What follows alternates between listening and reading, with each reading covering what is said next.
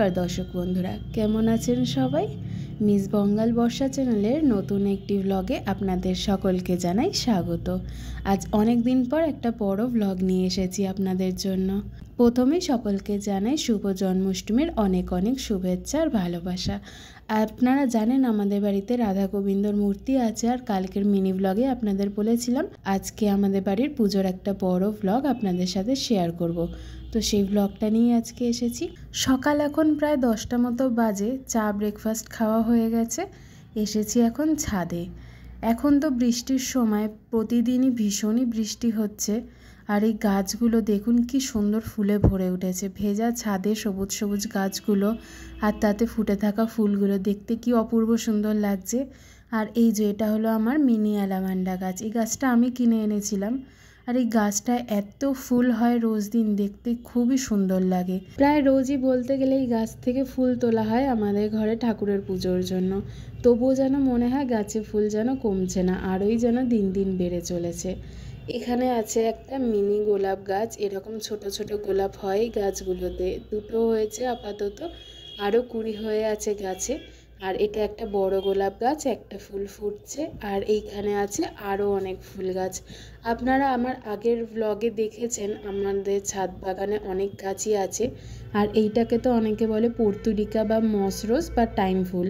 আর এই কালারটা হচ্ছে আমার সব থেকে পছন্দের। এছাড়াও আরও 2-3টে কালারের টাইম ফুল আছে আমার কাছে। আর এইখানে এই জবাগুলো, মেবি এগুলোকে লক্ষ্মী জবা বলে। এগুলো জানেন তো গাছ ভরে হয়, খুব বড় বড় হয় না, ছোট ছোটই হয়, কিন্তু দেখতে ভারী সুন্দর লাগে।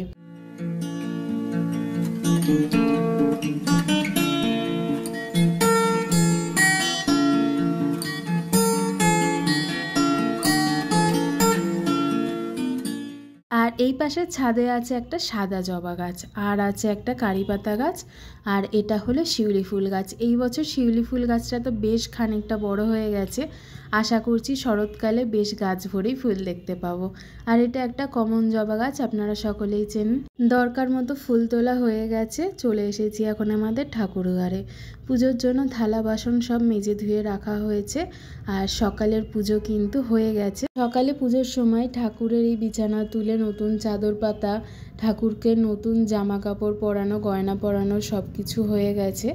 এখানে পুজোর জন্য কিছুটা ছানা তৈরি করে রাখা হয়েছে, জল ঝরাতে আমি রেখে দিয়েছি। আর এখানে পনিরটাকেও আমি কেটে রেখে দিয়েছি। আজকে পুজোর সমস্ত ভোগ আমার মা রান্না করছে।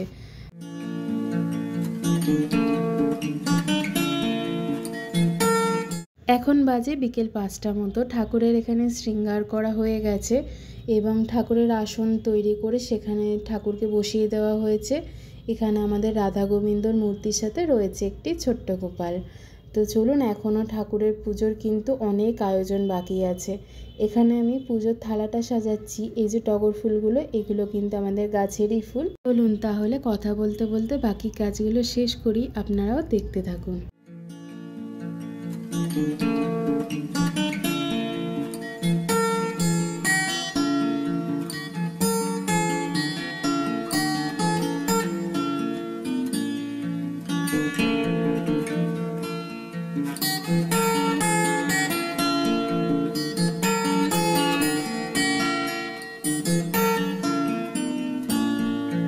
সন্ধে প্রায় এখন 6:30 মতো বাজে।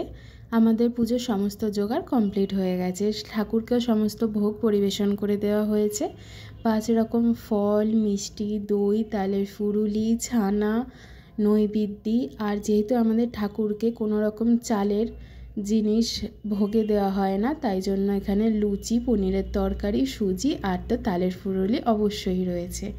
ঠাকুরমশাইও পুজোয় বসে পড়েছেন। পুজো আমাদের এখানে শুরু হয়ে গেছে।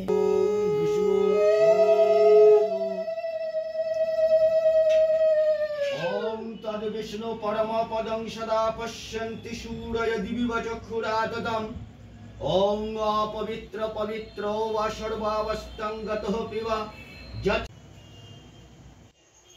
ওং পুষ্পে পুষ্পে মহাপুষ্পে সুপুষ্পে পুষ্প চৈব কিন্নে ওং ফট স্বাহা।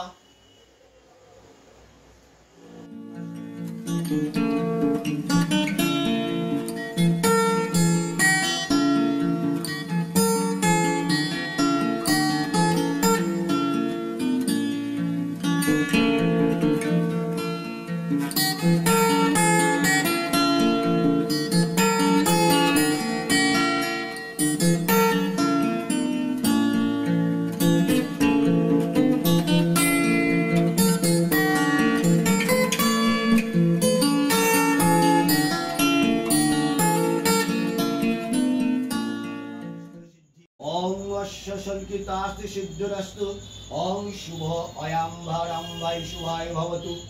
ओम तत्सत् ओम तत्सत् ओम तत्सत्। ओम गां अमृतभं नमः। ओम गां तद्रीशः। ओम गां मधुमावश। ओम गां अनेकभं। ओम गां अनिष्टभं वश। ओम गां परकलवंगस्त्राय फल। ओम गां हृदय नमः। ओम गां शीशेश।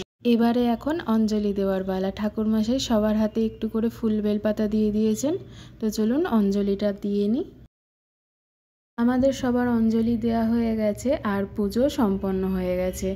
বলা হয় পুজোর পরে কিছুক্ষণের জন্য ঠাকুর ঘরের দরজা বন্ধ করে রেখে দিতে হয়, কারণ পুজোর পরে আমরা পুজোয় যে সমস্ত ভোগ নিবেদন করি ঠাকুরকে, তখন তিনি সেই ভোগটুকু গ্রহণ করেন, তারপরে সেই ভোগটা প্রসাদে পরিণত হয়। তো চলুন, আজকের আমাদের এখানে বাড়ির পুজো তো প্রায় শেষ। এখন সবাইকে প্রসাদ দেওয়া হবে। এখানে আমিও একটুখানি প্রসাদ নিজের জন্য সাজিয়ে নিয়েছি। তো চলুন, আজকের ভিডিওটা তবে এখানেই শেষ করছি। আপনাদের আমাদের বাড়ির পুজোর ভিডিওটা কেমন লাগলো আমাকে কিন্তু কমেন্টে অবশ্যই জানাবেন। ভালো লাগলে একটা লাইক করে দেবেন আর চ্যানেলটাকে সাবস্ক্রাইব করে আমাকে সাপোর্ট করবেন। দেখা হবে নেক্সট ভিডিওতে। টাটা।